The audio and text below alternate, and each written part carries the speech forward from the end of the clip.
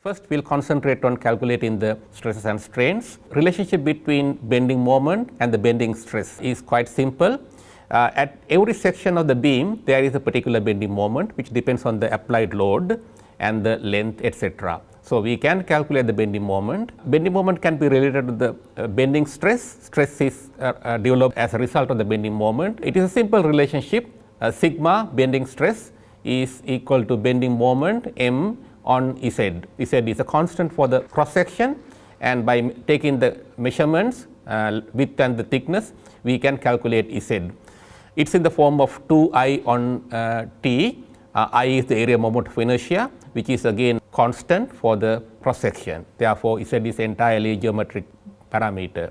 Therefore, we can determine bending stress by starting with bending moment. Then the bending stress can be related to the bending strains using simple relationship. Strain is equal to stress on E, that is Hooke's law basically. We can then compare these strains with the actual values measured using the electrical resistance strain gauges. We are going to have number of strain gauges on the top surface and on the bottom surface. Some of the strains are going to be positive depending whether it is extension or compression, and some of them are negative. When they are subjected to compression, the readings can be negative. This is meter ruler which simulates the experiment that we are going to do. It is supported at 2 points, and then we apply a load at the center. Under this load, it is going to bend. For a particular load, we can determine the displacement at various positions of the beam, and also we can measure the strains. We can measure the strains by sticking electrical resistance strain gauges at various positions on the top surface as well as on the bottom surface.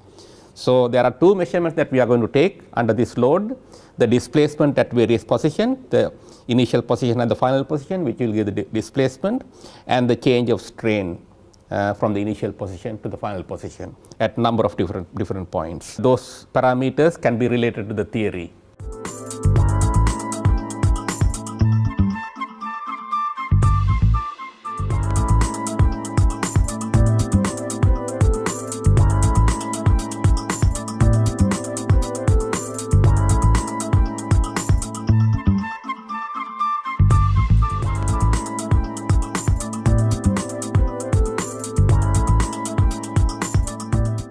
This practically is about bending this beam. It is supported at two supports at either end, and we apply a load right at the center by hanging a weight, in this case about 1 kilogram. We need to take the measurements of the cross of this beam. We have to take the length, we have to take the cross section sizes using a micrometer. There are some strain gauges as well stuck on the top surface as well as on the bottom surface of the beam. So, we are going to basically measure the displacement at 3 different positions and the strains at those positions. Having determined the actual values, we are going to compare that with the theoretical values. First, we get the readings before we apply a load. So, therefore, we can determine the variation. What we are interested is in the variation from no load up to when the load is applied. These dial gauges gives the initial position of the beam when it is not bent, and also we can take measurements of the strain gauges using this strain bridge circuit given by the strain bridge connector. Take the measurements, displacement measurements and strain readings at the beginning before we apply the load. Having done that, we are going to apply a load and then take the readings again. That way we can determine the variation. We take the original readings from the dial gauge. Now we put this 1 kilo load in here.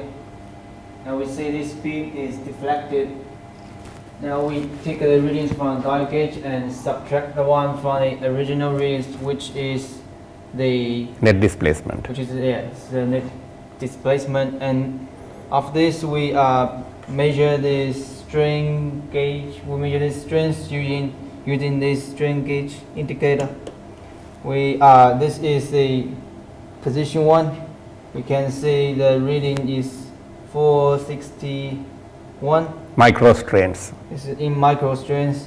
And now we switch to position 2. We take the readings again, and so on and so forth. And after that, we put another loading, which is 1 kilo on the hanger. You can see the beam directed further, and we take the deflection from each of the dial gauge. And after that, we measure the strength